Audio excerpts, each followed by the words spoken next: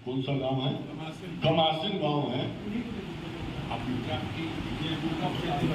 साथियों, मैं डॉक्टर रामचंद्र सरस, मेरा मूल घर बबीरू तहसील का जाखी गांव है जो ममसीपुर का मजरा है, वर्तमान जाखी, और वर्तमान में मैं कमासिन राजापुर रोड में रह रहा हूं। और आपको बता दूं, मैं साहित्य का आदमी हूं। माटी पत्रिका मेरी 2013 से चल रही है, उसका मैं संपादक हूँ। मेरी 15-16 किताबें प्रकाशित हैं। माटी पत्रिका का मैं संपादक हूँ। मेरी 15-16 किताबें प्रकाशित हैं जो किसानों, मजदूरों, नौजवानों, दलितों, पिछड़ों, आदिवासियों पर आधारित हैं। मेरे कई उपन्यास प्रकाशित हैं। 2018 पे 27 मार्च से 31 मार्च तक हमने नारा दिया था किसान हड़ताल का, और नारा दिया था गांव का आदमी गांव में, गांव का पैसा गांव में, गांव का दूध गांव में, गांव की सब्जी गांव में, गांव का आदमी गांव में। और उसको आप लोगों ने बहुत तेजी से उछाला था।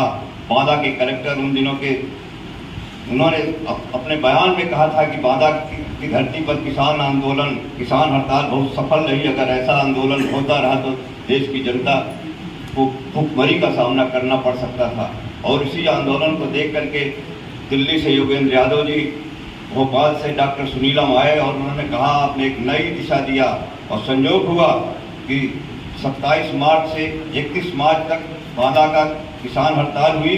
इसके बाद 1 जून से 10 जून तक कई राज्यों ने हड़ताल किया। और उसी दौरान मंदसौर जिले मध्य प्रदेश में 6 किसानों की हत्या हुई पुलिस के द्वारा। और वहीं से एक आंदोलन चला जो आज किसान आंदोलन के रूप में आपको विस्तृत तौर से देखने को मिल रहा है। और शायद मैं समझ रहा हूँ कि 13 महीना का किसान आंदोलन न होता तो आज किसान की धरती किसान के हाथ न होती। लेकिन उस चिंगारी की जड़ आपकी बांदा की धरती से निकली, चित्रकूट की धरती से निकली। और मैं अपने छात्र जीवन में ही कम्युनिस्ट पार्टी में था। मैं भी अहीर के घर पैदा हुआ हूँ। मैं भी, मेरे लिए कोई तारा नहीं लगा था कि मुझे किसी दल में नहीं जाना। और छात्र जीवन से लेकर के आज तक मैं लाल झंडे का सिपाही हूँ और रहूँगा। हमारी राजनीति का हिस्सा ये नहीं है कि मैं कैसे अमीरी में हो जाऊँ, मेरे बेटे कैसे अमीर हो जाए। हमारी चिंता है कि हमारी जो रोज बच्चे पलायन करते हैं, अगर आप स्टेशनों पे खड़े हो जाएं तो लाखों की संख्या में हमारे बांदा, चित्रकूट, मानीपुर से लोग जाते हैं और 12-12 घंटा जब मेहनत करते हैं, मशक्कत करते हैं, उनको नींबू की तरह निचोड़ लिया जाता है। इसके बाद उनको मात्र 500 रुपया, 600 रुपया का मेहनताना मिलता है जो भोजन भर के लिए नहीं होता है। आप देखते हैं, आप लोग लगातार छापते हैं कि जो किसान पर डे आत्महत्याएं कर रहे हैं, महिलाएं आत्महत्या कर रहे हैं। ये कोई दहेज की हत्याएं नहीं है, ये कर्ज की हत्याएं हैं, आर्थिक संकट की हत्याएं हैं। हमारी धरती पर जो हमारी लाल झंडे की ताकत ने, हमारे आंदोलन ने बांदा का कटाई मिल शुरू किया था, जहाँ हजारों लोगों को रोजगार था, बंद हो गई। बर्गर ग्लास फैक्ट्री जो लाखों लोगों को रोजगार दिए जाना था वो बंद हो गई।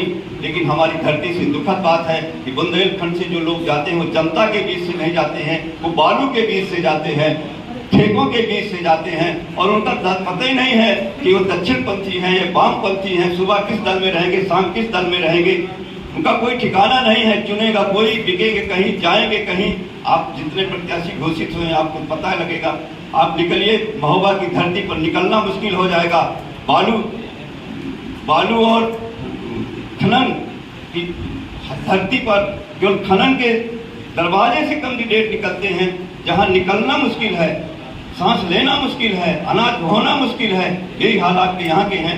इसलिए हम जनता की आवाज़ बनने के लिए, किसानों की आवाज़ बनने के लिए, नौजवानों की आवाज़ बनने के लिए, जिस तरह से हमारी धरती पर पलायन है, आत्महत्याएं हैं, बेरोजगारी है, एक तरफ बड़े बड़े माफिया हैं, दूसरी तरफ गरीब जनता है, इस संकट को हमें खत्म करना चाहिए। इसकी आवाज़ के लिए हम काम करते हैं। हम पार्टी का,